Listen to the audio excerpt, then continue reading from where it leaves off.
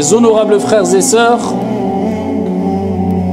la situation ou les situations que nous vivons à notre époque, de manière générale et dans nos vies personnelles, poussent de plus en plus de personnes, hommes ou femmes, personnes âgées comme les plus jeunes, même les enfants, à s'attrister de plus en plus, à s'angoisser ou vivre des moments très difficiles de plus en plus qui provoquent en nous des angoisses, des tristesses, du stress. Et pourquoi pas, alors qu'on voit ce qui se passe autour de nous, ça ne peut que nous attrister. Les guerres, pandémies, réchauffement climatique, les informations continues qui nous rappellent que la vie est très dure et de plus en plus dure dans les 4 coins du monde. Pour tout type de personnes, peu importe la conviction religieuse, la croyance, l'origine, la couleur, la nationalité, on voit que la vie est de plus en plus dure. Et même nos problèmes personnels qu'on rencontre dans la vie de tous les jours, perte d'un proche, maladie, perte d'un emploi, perte financière, etc. Tout cela nous pousse à stresser de plus en plus, à angoisser. Certaines personnes tombent dans des dépressions, d'autres sont obligées même de prendre des médicaments, comme vous le savez malheureusement. Certaines personnes cherchent la solution où il ne faut pas, ils se trompent de route et ils s'enfoncent de plus en plus. Ils n'arrivent plus à remonter la pente, à remonter la tête au-dessus de la surface de l'eau. En tout cas, les gens sont pris d'une certaine panique. Le passé les hante, le futur leur fait de plus en plus peur. Eh bien, en tant que croyant, on peut dire que parmi les raisons qui poussent à toute cette panique et cette angoisse et cette tristesse, c'est qu'on n'a pas compris 2 choses. Principalement 2 choses, bien d'autres comme on va le voir, mais principalement 2 choses. La première, c'est qu'à partir du moment où celui qui gère toute chose, qui contrôle toute chose, qui pour lui rien n'est difficile, celui qui lorsqu'il veut quoi que ce soit, il dit soit et c'est kun fayakun. On n'a pas compris que lorsque Dieu, Allah subhanahu wa ta'ala, celui qui gère toute chose à la perfection, le sage par excellence, lorsque Dieu, notre Seigneur tabaraka wa ta'ala, est avec nous, nul besoin de s'attrister. La tahzan inna Allah ma'ana. C'est ce qu'a dit le prophète à Abu Bakr lorsqu'ils étaient dans la grotte et qu'il y avait des gens qui étaient à quelques centimètres à proximité d'eux et qui souhaitaient une seule chose ou qui ne souhaitaient qu'une seule chose, c'était de les tuer. Il lui a rappelé que la proximité de Dieu, eh bien, elle est éloignée le mal de nous. La tahzan. Ils sont à côté de nous. La tahzan. Inna Allah ma'ana. Dieu est proche de nous, nous sommes proches de Dieu. Dieu éloignera leur proximité et leur mal. Dieu est avec nous. Et Allah subhanahu wa ta'ala a transformé cette peur, ce souci, cette angoisse en une délivrance qui est une source de joie pour les milliards de croyants et de musulmans jusqu'à la fin des temps lorsqu'on évoque cette histoire. Et une grande leçon. La tahzan, inna Allah ma'ana. Le tout, c'est d'être proche de Dieu, d'avoir une proximité avec ton Seigneur tabaraka wa ta'ala.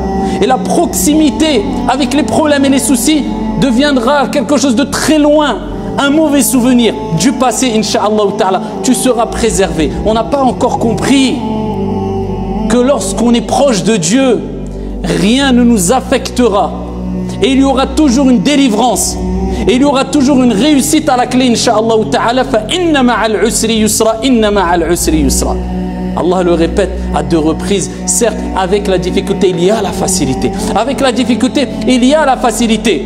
Et comment une difficulté mentionnée dans ces 2 versets coraniques peuvent vaincre 2 facilités mentionnées dans ces versets coraniques. Fa inna ma'al usri yusra, inna ma'al usri yusra.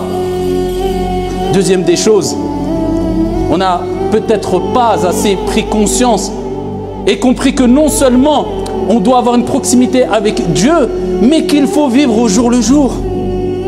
Et dis-toi que le passé, peu importe si obscur soit-il, eh bien n'est qu'un passé, n'est qu'un souvenir. Et tu ne dois pas t'attarder sur ton passé, mais il faut que ton passé puisse être une leçon afin de vivre au mieux ton présent sans te préoccuper du futur qui peut-être n'existera pas. Vis au jour le jour. Demain, Allahu A'lam. Est-ce que tu seras là ce soir? Je ne te parle même pas de demain. Pourquoi te tracasser pour demain? Pourquoi t'angoisser? Pourquoi avoir peur du lendemain? Ça, c'est la ruse du diable, shaitan. ya'idukumul faqr wa ya'murukum al-fahsha. Il fait toujours, ou il vous fait toujours promettre des choses qui vont vous attrister, vous apeurer, hanter votre esprit, provoquer une certaine surchauffe psychologique, physique aussi et morale. Shaitan, il vous promet la pauvreté. Il va vous pousser à penser que vous allez être pauvre. Vous allez tout perdre. Demain, tu vas tout perdre. Demain, tu ne pourras pas nourrir ta famille. Demain, tu ne pourras plus payer ton loyer. Demain, et il vous ordonne le répréhensible mal. Ah, ça, il sait faire. Mais à côté, on a Allah subhanahu wa ta'ala. Allah nous dit Wallahu, Wallahu. Allah subhanahu wa ta'ala nous promet quoi? Maghfiratan minhu wa fadla. Wallahu wasi'un, wasi' alim. Allah subhanahu wa ta'ala, c'est le plus grand. Allah subhanahu wa ta'ala, c'est lui qui accorde ses largesses. Allah subhanahu wa ta'ala, c'est lui l'omniscient qui sait tout. Ne t'inquiète pas. Allah azza wa jal vous promet un pardon et c'est grâce. Donc toute personne, shayatin ou ins, diable ou être humain, qui vous apporte des nouvelles pour vous faire peur, stresser, angoisser sur le futur, mais tu vas voir, tu vas pas réussir, mais ceci, cela, wallahi, sachez qu'ils ont la même mission. Shaitan et eux ont la même mission, t'apeurer, t'attrister. Tourne-toi vers ceux qui voient les choses positives. Tourne-toi vers ceux qui te disent, écoute, vis au jour le jour, aujourd'hui tu as la santé, alhamdulillah. Aujourd'hui tu as de quoi manger, alhamdulillah. Tu as un toit, alhamdulillah. Tu fais partie des personnes les plus riches sur la surface de la terre. Tu as à manger, tu as la santé, tu as un toit pour dormir, tu veux quoi de plus? Alhamdulillah. Eh bien, on est toujours ici, quelquefois, à craindre le futur et à se prendre la tête avec le passé. Vis au jour le jour, c'est ce que nous a enseigné le prophète sallallahu alayhi wa sallam lorsqu'il a dit Kun, sois au moment présent, aujourd'hui. Kun fi dunya ka'annaka gharib ou abiru sabil. Sois dans la vie d'ici-bas comme si tu étais un étranger ou bien un passant, un voyageur.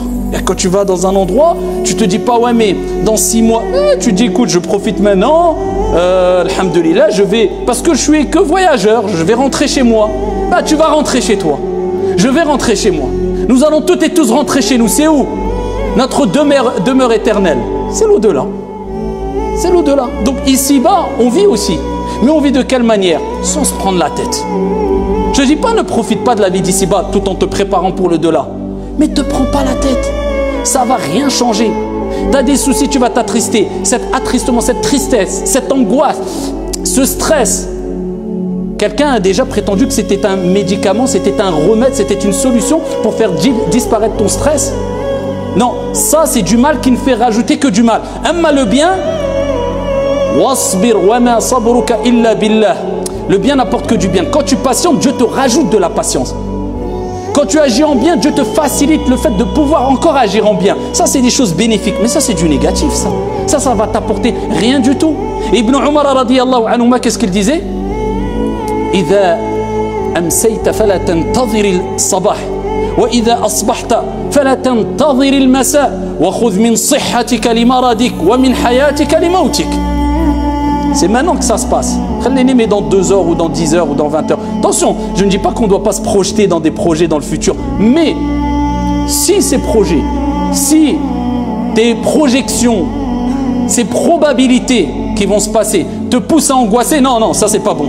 Ah, si ça te pousse à rester positif et à entreprendre et à faire des choses bénéfiques et à voir loin, avoir cette vision loin, comme le prophète l'avait, aucun mal, même c'est positif, c'est bien. Il faut être visionnaire dans la vie aussi. Mais vous voyez, la bonne compréhension, le juste milieu. Et Abdullah ibn Umar radiyallahu anhuma disait quoi? Quand tu es au soir, il n'a pas dit quand tu es lundi, attends pas 2 siècles après ou 2 ans après ou 2 semaines. Quand tu es au soir, n'attends pas le matin. Et quand tu es le matin, n'attends pas le soir. Et prends de ta bonne santé pour ta maladie. Profite de ta bonne santé avant que la maladie arrive. Tu vas tomber malade. Tu croyais que tu allais rester en bonne santé parce que tu es un sportif, tu vas à la salle de sport et tu as 20 ans, 30 ans tout le temps. Tu vas tomber malade. À un moment ou à un autre, tu seras malade. C'est comme ça.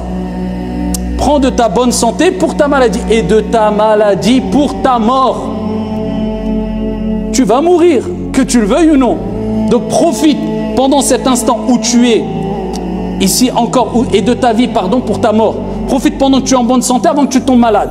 Et profite pendant que tu es en vie avant que tu ne meurs. Donc il te dit profite et agis en conséquence et de la meilleure des manières au moment T. Demain je ferai et je me repentirai. Qui te dit que pendant je ne sais combien de secondes, des centaines de secondes, des centaines de... Tu ne vas pas mourir.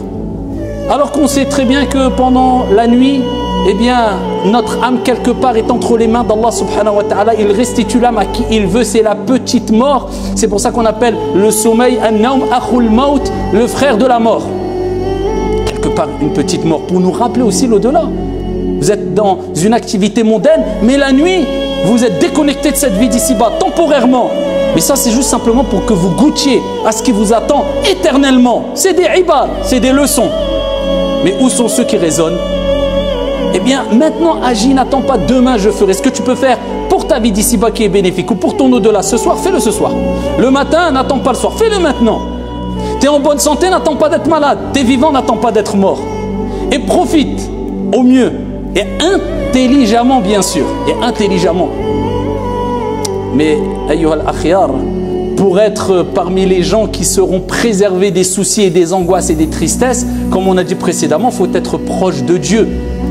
Et il faut être pieux. Il faut aimer son Seigneur. Il faut savoir que le refuge est auprès d'Allah Azza wa Jal. Fafirru ilallah, comme Allah a dit dans le Coran. Fuyez vers Allah. Et les êtres humains, quand on les craint, on fuit d'eux. Mais Allah, plus on le craint et plus on fuit vers lui, subhanahu wa ta'ala, vers sa clémence, son amour, sa miséricorde. Parce qu'on sait que tout est géré, contrôlé par Allah, subhanahu wa ta'ala. Et Dieu nous veut plus de bien que notre propre mère nous veut du bien et nos propres parents. Arhamur Rahimin, le plus miséricordieux des miséricordieux. Bismillahirrahmanirrahim. Avant chaque verset coranique, chaque soir plutôt du Coran, on commence avec quoi? En rappelant la miséricorde de Dieu. Allah nous rappelle que sa miséricorde devance sa colère, subhanahu wa ta'ala. Fuyons vers sa miséricorde. Allons nous protéger. Regardez, un enfant, quand il va mal, quand il est triste, il cherche qui? La personne la plus clémente et la plus miséricordieuse envers lui. C'est vrai ou pas? Tu peux le donner à droite, à gauche, à une nanny ou à son frère, à sa... Non, il veut sa mère. Parce que sa mère lui apportera de l'amour et de la miséricorde comme personne. Et à ce moment-là, la tristesse va se dissiper. Les larmes vont sécher. Et le sourire va être retrouvé. Pourquoi? Parce que plus tu fuis vers la miséricorde, et plus ici ton cœur s'épanouit, et la tristesse se dissipe. Eh bien, le plus miséricordieux, c'est Allah. Plus tu fuiras vers sa miséricorde, et plus tes soucis se dissiperont, et plus tes larmes se sécheront, et plus ton sourire réapparaîtra, reviendra, éclairera ton visage une nouvelle fois. Fuyons vers la miséricorde d'Allah. Fafirru ilallahi azza wa jal. Et les preuves en sont nombreuses. C'est comme ça que le prophète agissait. Allah subhanahu wa ta'ala ne dit-il pas, ceux qui ont des problèmes, toutes les portes se ferment. La solution? Ah oui, il faut de l'effort. Je ne vais pas dire une solution miracle, tu fais rien et voilà, la tristesse va disparaître, le souci, les angoisses. Non, il faut des efforts dans toutes choses. Bah là, l'effort, c'est quoi? Bah, c'est fuir vers Allah subhanahu wa ta'ala. وَمَنْ يَتَّقِ اللَّهِ يَجْعَلْ لَهُ مَخْرَجًا وَيَرْزُقْهُ مِنْ حَيْثُ لَا يَحْتَسِبُ. Celui qui agit avec piété vis-à-vis de Dieu, on lui donnera une issue à ce moment-là. On lui donnera une issue favorable et on lui donnera sa subsistance d'où il ne s'attend même pas. La cause, c'est quoi? Taqwallahi tabaraka wa ta'ala. La piété, l'amour de Dieu, revenir vers Dieu. Parce que Dieu, quand il t'éprouve aussi, c'est parce qu'il t'aime. Inna Allah idha ahabba qawman ibtalahum. Dieu, comme le prophète a dit, quand il aime un peuple, il les éprouve. Pourquoi? Parce qu'il pense à toi. Il y avait des pieux prédécesseurs qui, quand ils n'avaient pas une épreuve pendant quelques jours, ils pleuraient. Pourquoi? Ils disaient, c'est la preuve que Dieu ne pense plus à moi peut-être. Ils avaient peur que Dieu ne pense plus à eux. Et ils avaient peur que c'est un signe que Dieu ne les aime plus ou ne les aime pas parce qu'ils ne sont pas éprouvés. Ils savaient que quand une personne est éprouvée, c'était une preuve que Dieu l'aime. Ils ne cherchaient pas les épreuves, mais quand ils étaient éprouvés, ils le prenaient bien. Eh bien, c'est ainsi que le croyant doit réagir, en se disant qu'il n'y a aucune épreuve qui va le détruire. La yukallifu Allahu nafsan illa wus'aha. Allah ne donne à aucune âme une charge au-dessus de ses capacités. Tout ce que tu vis, tu pourras le supporter. Donc dès que l'épreuve arrive, si grande soit-elle, tout de suite tu te dis quoi? Inna lillahi wa inna ilayhi raji'un. Nous appartenons à Dieu et à Dieu nous retournerons comme Allah nous l'a dit. Et je sais que je pourrai supporter cette épreuve avec l'aide et l'assistance de Dieu. Car il n'y a aucune âme qui a une épreuve au-dessus de sa capacité. Alhamdulillah. Donc la crainte d'Allah subhanahu wa ta'ala. Le prophète, alayhi afdalu salati wa askat-taslim, lui aussi il avait des épreuves. Lui aussi a eu des moments de peur, des moments d'angoisse, des moments de tristesse. Ça c'est le prophète, donc c'est humain. Mais comment réagissait-il? À titre d'exemple, Hudayfa radiyallahu anhu warda disait, comme jaa fi sahih, كان النبي صلى الله عليه وسلم إذا حزبه أمر صلى. Le prophète alayhi salatu wasalam, lorsqu'il était touché par un problème, une chose qui le préoccupait, une mauvaise nouvelle, une tristesse, une crainte quelconque, faisait quoi? Hein? Comme nous, on a tendance à faire, aller pleurer, à frapper à toutes les portes de cette vie d'ici-bas, et quelquefois en suppliant comme peut-être on n'a jamais supplié celui qui méritait les meilleures des supplications, à savoir Allah subhanahu wa ta'ala. S'il te plaît, aide-moi, sors-moi de ce problème, je te donnerai ce que... Wallah ya akhi, ya wallah ya ukhti. Tu sais comment tu es en train de supplier la personne là, presque à te mettre à genoux. Si tu suppliais comme ça, peut-être ton Seigneur ne serait-ce que pendant 10 secondes, tes soucis non seulement ils disparaisseraient, oui, ils auraient disparu, mais en plus de cela, Dieu aurait transformé tes soucis en une joie et une réussite et une félicité. Nous, on se concentre vraiment dans les supplications, dans la demande d'aide, vis-à-vis de la créature, en oubliant que c'est le Créateur qui gère toutes choses, subhanahu wa ta'ala. Dans l'application, on a du mal à prouver qu'on a compris ça. Dans la théorie, on connaît tous, moi le premier. Mais quand on est touché, l'application, c'est autre chose. Bah dis-toi maintenant, ça y est, tu as eu la théorie, là c'est le contrôle. Là c'est le contrôle, maintenant tu as l'épreuve, on aura tous des... Ben non, voilà. Dieu t'éprouve, t'inquiète pas, ça va passer, l'épreuve va passer et tu vas même peut-être en rire de tes problèmes passés. Donc surmonte les problèmes de la meilleure des manières avec l'assistance de ton Seigneur tabaraka wa ta'ala. Allah dit au prophète alayhi salatu wassalam, وَلَقَدْ نَعْلَمُ أَنَّكَ يَضِيقُ صَدْرُكَ بِمَا يَقُولُونَ. Et nous savons que ta poitrine se serre, que tu es angoissé à cause de ce qu'ils disent sur toi. Ça c'est Allah qui parle au prophète, c'est humain. Dieu ce qu'il dit au prophète, on sait on sait ça, on sait, ça te fait mal, mais Allah lui donne la solution. فسبح بحمد ربك وكن من الساجدين واعبد ربك حتى يأتيك اليقين. Glorifie, exalte le nom de ton Seigneur tabaraka wa ta'ala et sois parmi celles et ceux qui se prosternent et adore ton Seigneur jusqu'à ce que te vienne la certitude, c'est-à-dire al-maut, la mort. Le reste, ne t'inquiète pas, nous on s'en charge. La tahzan, ne t'attriste pas, inna Allah ma'ana, Allah est avec nous. Ce qu'a dit ici le prophète Abu Bakr radiyallahu anhu, c'est rien, c'est un détail. Allah lui rappelle la solution, glorifie Allah. Quand on a des problèmes, est-ce qu'on dit subhanallah, alhamdulillah, la hawla wa la quwwata illa billah, cette formule qui, par la permission d'Allah, eh bien fait transformer les mauvaises situations en bonnes situations. Il n'y a de transformation, de force et de puissance qu'en Dieu. La hawla wa la quwwata illa billah. Est-ce qu'on glorifie Allah? Est-ce qu'on court vers la salle d'ablution pour faire l'odo et faire 2 rak'at comme le prophète faisait? Il allait faire la prière quand il y avait un souci. Comme Allah nous a dit dans le Coran, fasabbih bihamdi rabbika wa kun minas sajidin, et sois parmi ceux qui se prosternent et adore ton Seigneur, wa'bud rabbaka hatta ya'tiyaka al-yaqin, jusqu'à ce que te vienne la mort, c'est-à-dire lâche pas la ibada, l'adoration, et le reste ne t'inquiète pas. Et pour terminer, ayyuhal akhyar, alhamdulillah qu'il y a des épreuves aussi quelque part, parce qu'on sait très bien que les épreuves nous poussent à prendre conscience des innombrables bienfaits accordés par le Créateur suprême, Allah subhanahu wa ta'ala. Et lorsque le brouillard des épreuves disparaît, eh bien celui-ci laisse place à la clarté des millions, voire des milliards de bienfaits qu'on a tendance à mettre de côté et à oublier. C'est pour cela que quand on a une épreuve et que l'épreuve disparaît, on ressent un apaisement et un bonheur, et on a une prise de conscience quant au bienfait de Dieu qui était à nos yeux simple, mais qu'on avait tendance à banaliser. On reprend conscience de tous ces bienfaits-là et on remercie Dieu. Mais s'il n'y avait pas ces épreuves, eh bien, on aurait continué à banaliser ces bienfaits. Des choses simples, mais essentielles.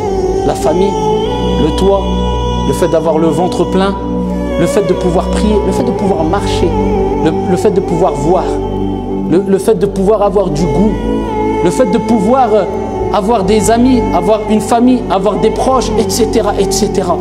Tous ces bienfaits qui, même les plus riches dans cette vie d'ici-bas, eh bien avec tout l'argent qu'ils ont, quelquefois ils ne peuvent pas acheter un de ces bienfaits, car c'est des bienfaits qui ne s'achètent pas. Avez-vous déjà vu quelqu'un à qui on a annoncé un cancer qui n'avait et sa mort proche parce qu'il n'y avait plus aucune solution, racheter sa bonne santé? Ou quelqu'un qui on a annoncé que ça y est, dans quelques heures il allait mourir parce que voilà, il est en fin de vie, sa famille a pu racheter avec ses milliards sa vie.